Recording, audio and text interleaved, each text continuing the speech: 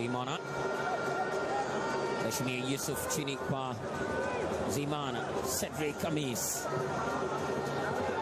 Saido.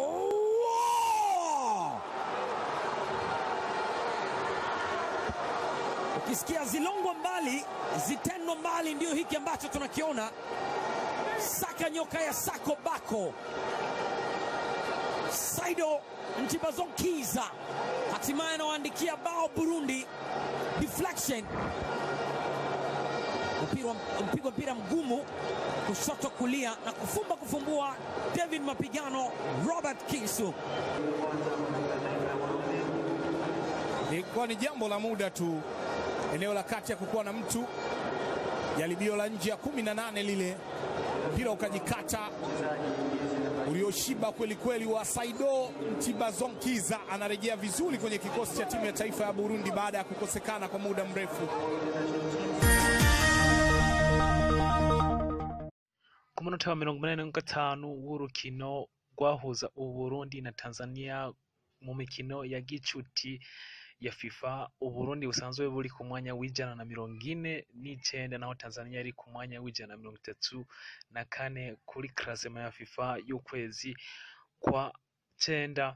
Saido Ntibazonkiza akinziza igitsindo ciwe ca mbere arico rukumbi cashije Uburundi gutsinda igihugu ca Tanzania ku mwanya wa 85. Amahigwe yamaze kumusekera Saido Ntibazonkiza aho agiye gukinira ekipe idasanzwe iri ku mwanya wa 3 mu nkino zimaze kuba zikinwa muri ino saison muri Vodacom yo muri Tanzania, aho Saido Ntibazonkiza yamaze gusinya amasezerano yo gukinira kino kipe idasanzwe mu gihugu cha Tanzania ya Young Africans, aho Saido Ntibazonkiza rero agiye kuba umwe mu bakinyi. Saido Ntibazonkiza yaramaze hafi imyaka 5 adahamagagwa muri ekipe nationale, nyuma yuko hari abanje kuba akagorane bituma uno mukinyi adahamagagwa, ariko guhamagagwa rimwe nubwo yaramaze igihe kitari gito adakina umupira kubera ko kipe yari isanzwe afise akiniramwo yabaye imbarutso, yabaye ikintu novuga cyiza uko vyatumye atsinda igitsindo ciwe ku mukino wahuzwa Uburundi na Tanzania wa gicuti nkuko mejeje kubikubwira. Inyuma yuko avuye i Burayi aho yarasanzwe akinira abuze umugwi kubera imyitwarire yiwe itanejeje abana bariya, akaza gakinira ekipe ya Vitaro muri season iheruka. Saido Ntibazonkiza rero akaba ari umwe mu bakinyi twovuga binararibonye, ari umwe mu bakinyi Uburundi buba obukeneye, ari umwe mu bakinyi w'iserukarukambye. Uno mukinyi wacu yabaye kapitene, kugaruka kwiwe rero kaba byanejeje abantu benshi, arivyo vyatumye haza umusaruro udasanzwe, ndetse umusaruro umuntu wari wese aba yipfuza kubona, aho ku matire adasanzwe nkuko twatanguje tubereka ka video yakubise itire imwe y'Ubugesera, hamwe aba Tanzania bose bari ngaho, hamwe abarundi bose bari ngaho bakomye amashi akavuga ati uno mukinyi n'umukinyi w'imena, uno n'umukinyi uwari wese aba yipfuza kuba yoshira mu mugwi. Kuri ubu rero Saido Ntibazonkiza akaba yamaze kuba yizegwa na gihugu cha Tanzania, akaba yamaze kuba yizegwa n'umugwi wa Young Africans, umugwi nawo udasanzwe muri kino gihugu, umugwi nawo udasanzwe mu karere, kuko imigwi myinshi baba bagenda bahura nawo. Uno mukinyi ugenda wigaragaza werekana yuko udasanzwe. Uno mukinyi rero Saido Ntibazonkiza akaba azokinira ku gice cyo hagati mu kibuga, ariko kandi birumvikana yuko gusatira navyo aba azoba kandi ari gwiwe. Saido Ntibazonkiza yagiye kinira na cyane amakipe adasanzwe mu gihugu cy'u Burayi, hanyuma aza kuza hano mu Burundi, aho kuri ubu atamugwi yari asanzwe afise, ariko kuba arasubiye kuronka umugwi ni bimwe muri fruit canke ivyamwa vyerekana ukungene yakoze, agakora yitanga, agakora atiziganya mu rukino Uburundi bwatsinzemwo igihugu ca Tanzania. Kuri ubu rero akaba agiye gukinira umugwi wa Young Africans.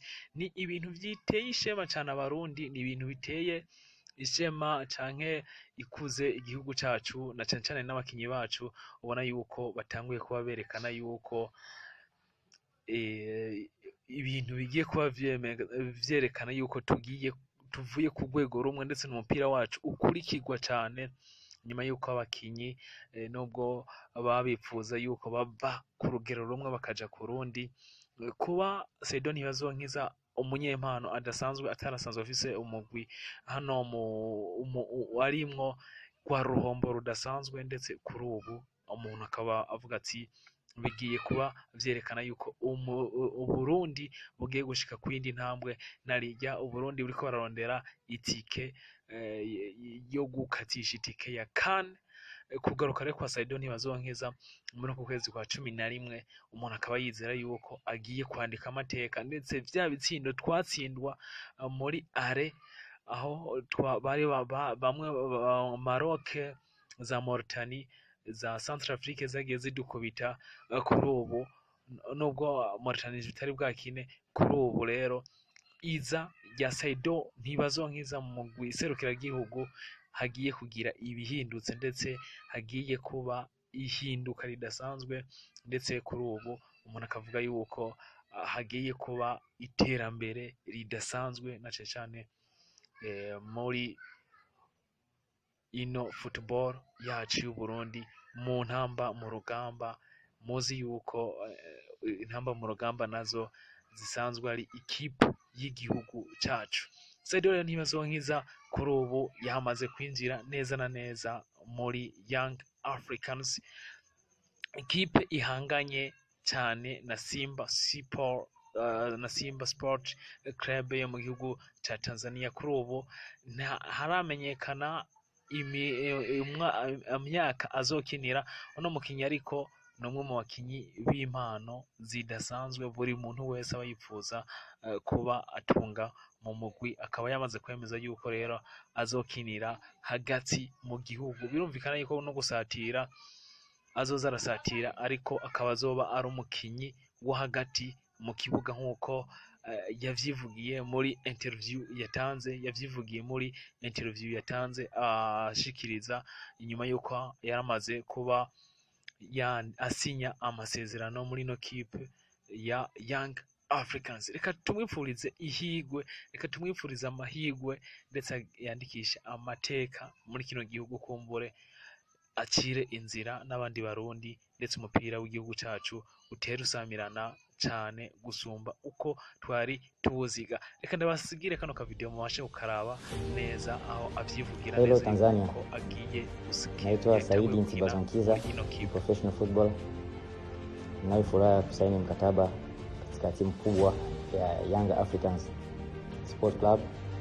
Nadhani kutokana na experience ambayo niko nayo kuchangia na wachezaji wenzangu, inshallah nina imani tutafikisha klabu sehemu kubwa ambayo itaridhisha viongozi na wananchi wote na ujumla na wanaopenda klabu Young African Sport Club.